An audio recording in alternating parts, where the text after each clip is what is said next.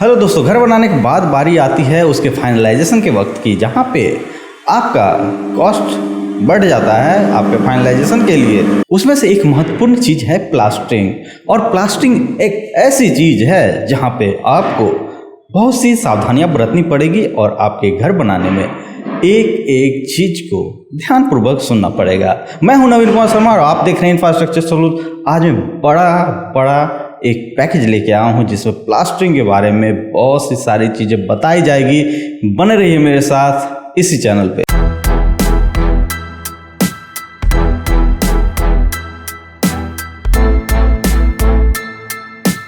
अगर बात करें प्लास्टर करने से पहले हमें रॉ मटेरियल देखनी पड़ती है। रॉ मटेरियल में भैया दो चीज़ आते हैं, एक पीपीसी और एक रेता।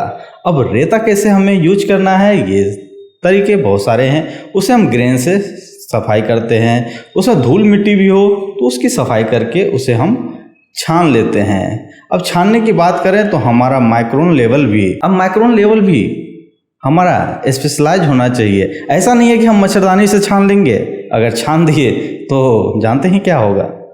क्योंकि लोग जानते हैं कि जितना पतला बालू होगा मिस्त्री का काम करने में उतनी सहूलियत होगी, बट वही चीज़ बाद में क्रैक्स आपके दीवार में देते हैं।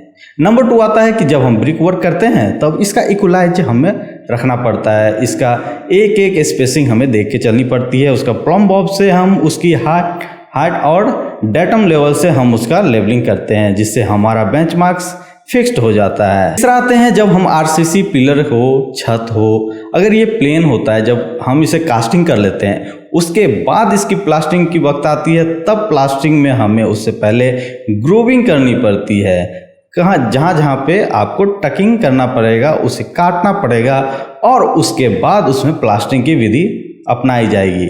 अगला पॉइंट आता है कि आरसीसी कॉलम और वॉल के बीच अगर गैप आ जाता है, श्रिंक करेगा हमारा कंक्रीट और मोर्टार, तब वहाँ पे भी क्रैक्स आने की संभावनाएं होती है। तो उससे बचने के लिए हम लोग वहाँ पे एक मेश लगा देते हैं नीचे से ऊपर तक, जहाँ तक हमारा आरसीसी और ब्रिक वर्क का हमारा कॉम्बिनेशन बनता है। कल जैसे मैंने बताया था कि इसमें लेवलिंग की बहुत सारी जरूरतें देखनी पड़ती है कि हमारा प्लास्टरिंग, हमारा जो वॉल के लिए 12 mm अगर दिया गया है थिकनेस, तो वो 12 mm यूनिफॉर्मली होना चाहिए।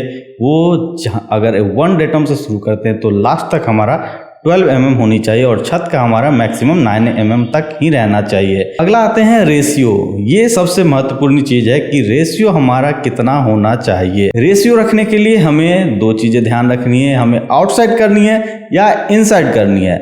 आउटसाइड करनी है तो वहाँ का अलग रेशियो होगा, इनसाइड करनी है तो रेशियो वहाँ का अलग होगा। जैसे मान लीजिए आप अगर प्लिंथ तक करते हैं तो प्लिंथ तक का हमें रेशियो अलग रखना, क्योंकि वहाँ पे हम घोला भी चढ़ाते हैं। और एक और चीज़, प्लास्टरिंग करने से पहले ब्रिक पे और आरसीसी पे घोला का एक लेयर चला दीजिए जो सीमेंट और वाटर का मिक्सचर होता है। उसके बाद प्लास्टरिंग में ही हाथ लगाइएगा। अब बात कर लेते हैं प्लास्टरिंग का प्लिंथ लेवल तक का। प्लिंथ लेवल तक हमारा 1:4 का ही होना चाहिए, क्योंकि वहाँ पे सीपेज की संभावना होती है और उसमें एडमिक्सचर 101 का लिक्विड जरूर मिला है। अब आते हैं उसके ऊपर की सुपर स्ट्रक्चर, जहाँ से शुरू होता है वहाँ पे हमें मिक्सचर जो है 1:4 भी रख सकते हैं, 1:5 भी रख सकते हैं, according to use of site engineer जो हमें प्रोवाइड करते हैं।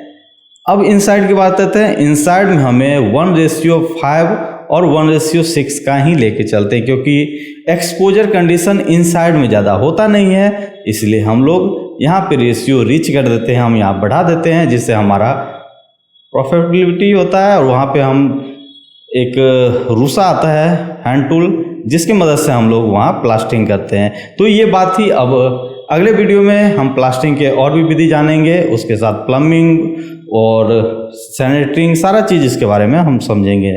मिलेंगे नेक्स्ट वीडियो में।